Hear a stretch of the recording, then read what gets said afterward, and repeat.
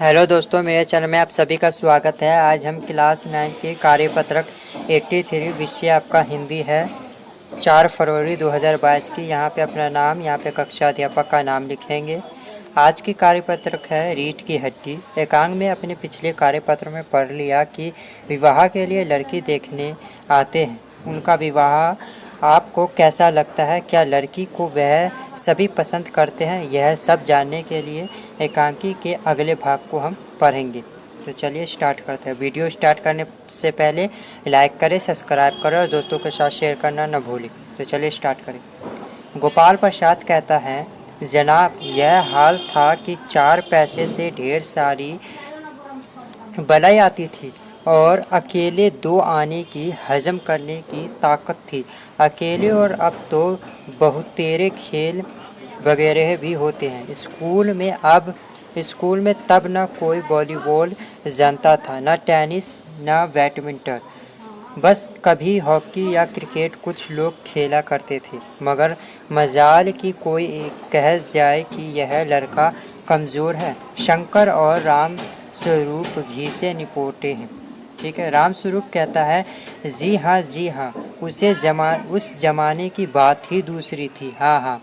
फिर गोपाल प्रसाद कहते हैं, जोशीशील आवाज़ में, और पढ़ाई का यह हाल था कि एक बार कुर्सी पर बैठे कि 12 घंटे की सीटिंग हो गई। 12 घंटे जनाब, मैं सच कहता हूँ कि उस ज़माने का मैट्रिक भी अंग्रेजी लिखाता था।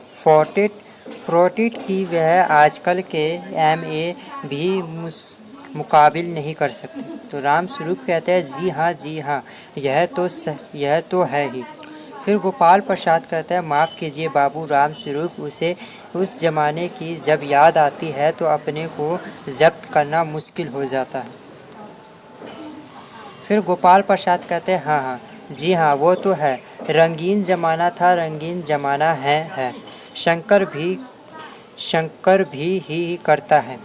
गोपाल प्रसाद एक साथ अपनी आवाज़ और तरक्की बदलते हुए, अच्छा तो साहब, बिजनेस की बातचीत तो हो जाए। तो राम स्वरूप कहते हैं चौंक कर, बिज समझ कर, और अच्छा, लेकिन ज़रा नाश्ता तो कर लीजिए।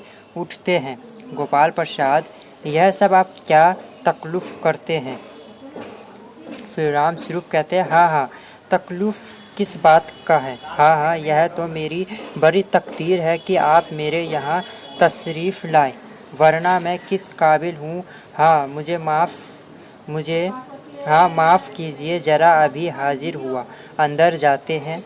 गोपाल प्रसाद थोड़ी देर बाद दबी आवाज़ में, आदमी तो भला है, मकान वकान से हैसियत भी बुरी नहीं, मालूम होता है, पता चले लड़की कैसी है। शंकर जी, ठीक है। अब इसके कुछ प्रश्न हैं जो हम करेंगे। नीचे लिखे गए प्रश्नों के माध्यम से अपनी समझ को जांचिए। पहला प्रश्न है, गोपाल प्रसाद और राम स्वरूप बात पर एक हमारा ज़माना था कहकर अपने समय की तुलना वर्तमान समय से करते हैं। आपके विचार से क्या यह तुलना उचित है? तो आप यहाँ से लिखेंगे। पहले प्रश्न का आंसर है, ऐसा अक्सर देखा जाता है कि एक खास उम्र के लोग अपने ज़माने की खूबियों को याद करके नए ज़माने की कोसते हैं। किसी भी 2 ज़माने की इस तरह से तुलना करना किसी भी दृष्टि से ठीक नहीं है। समय पर परिवर्तनशील होता है और समय के साथ वस्तु स्थिति भी बदलती है। हर ज़माने अपने मूल्य और अपनी प्रणाली होता है। ठीक है। नेक्स्ट प्रश्न देखते हैं। सेकंड प्रश्न क्या है? गोपाल प्रसाद विवाह को एक बिजनेस मानते हैं और इस विचार के आधार पर बताइए कि गोपाल प्रसाद का स्त्रियों के प्रति क्या विचार हो सकता है। तो आइए देखते हैं। सेकंड प्रश्न का आंसर है, गोपाल प्रसाद जी के लिए विवाह बिजनेस की तरह है। विवाह की पवित्रता और उसका मूल्य उनके लिए सौदे से कम नहीं था।